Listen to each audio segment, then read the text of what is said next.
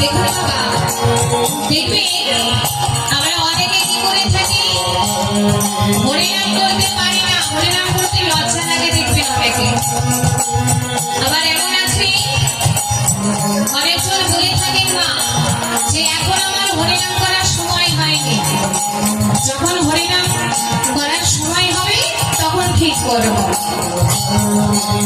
আবার অনেকে বলে থাকে যে হরিনাম করে কি লাভ, আমরা তো কলি যুগের মানুষ না, তাই সবসময় লাভ খুঁজে বেড়াই। এই যে যারা বলে যে এখনো বয়স হয়নি বা সময় হয়নি, দেখুন মা, আমরা হরিনাম কতদিন করতে পারবো? যদি দেহ থাকে তবে, আর দেহ যদি না থাকে, যখন ভাববো যে হরিনাম করার এখন সময় আছে একটু হরিনাম করে নি, আমরা সকলে কি করি? আমরা আমাদের দেহের সুখ খুঁজে বেড়াই। মা, আমরা ভাবি ভালো খাচ্ছি, ভালো ঘুমাবো, ভালো করবো, ভালোই আছি, যখন এখনো সময় হয় না। আমাদের এই দেহটা আজকে আছে, কালকে থাকবে কিনা কেউ বলতে পারবে না, কেউ বলতে পারবে না। কিন্তু দেহের মধ্যে একটি জিনিস আছে, সেটা হলো কি বাবা? আত্মা। আমাদের এই দেহটা নষ্ট হয়ে যাবে, কিন্তু এই আত্মার কখনো বিনাশ হয় না। তাই আমরা মানব জন্ম লাভ করে খেয়ে ঘুমিয়ে না কাটিয়ে সময় থাকতে থাকতে যদি আমরা ভগবানের নামে একটু কর্ম করে যেতে পারি, তাহলে কি হবে মা? শ্রীমদ্ ভাগবত গীতায় ভগবান বললেন, যদি কর্ম সঠিক হয় তাহলে ভগবান আমাদেরকে প্রত্যেককে তার কোলে করে নিয়ে গিয়ে তার চরণে ঠাঁই দেবেন। আর যদি কর্ম ভুল হয় তাহলে যেমন কর্ম করব তেমন ফল লাভ করে ত্রিতাপ-জ্বালা ভোগ করতে হবে। তাহলে কোনটা ভালো মা? চলুন আমরা যখন এত সুন্দর একটু সুযোগ পেয়েছি ভগবানের নামে কর্ম করবার, আমরা সকলে নিজেদেরকে তার চরণে সমর্পণ করে দিয়ে একসাথে গাইব। সকলে একসাথে বলবো মা, হরে কৃষ্ণ হরে কৃষ্ণ কৃষ্ণ কৃষ্ণ হরে হরে, হরে রাম রাম হরে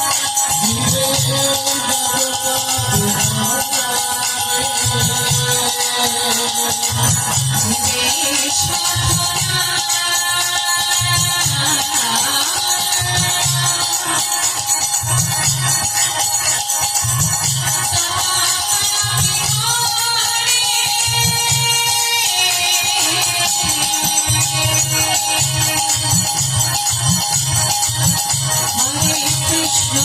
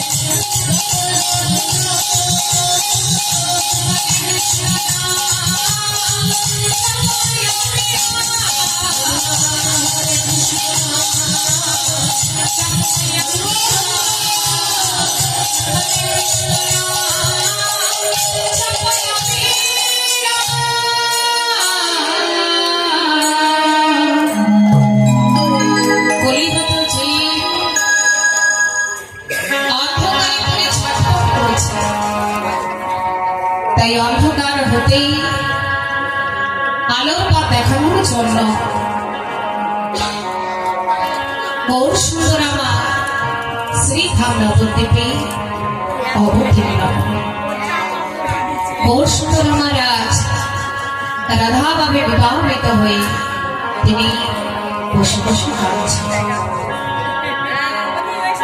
প্রীতি মূরতি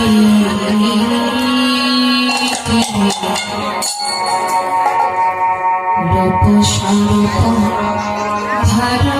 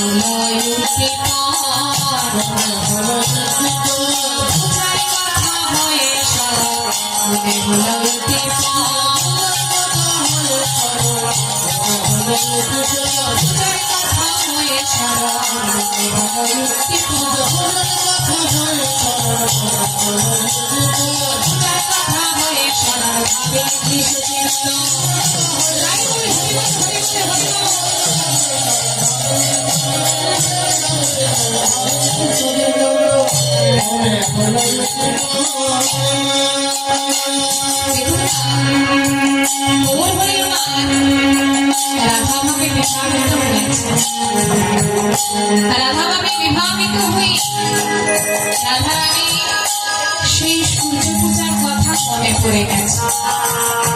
তাই গৌর হরে আমার কি করেছে, বাদিকে রাধারানীর মতো ঘন্টা কাটছে।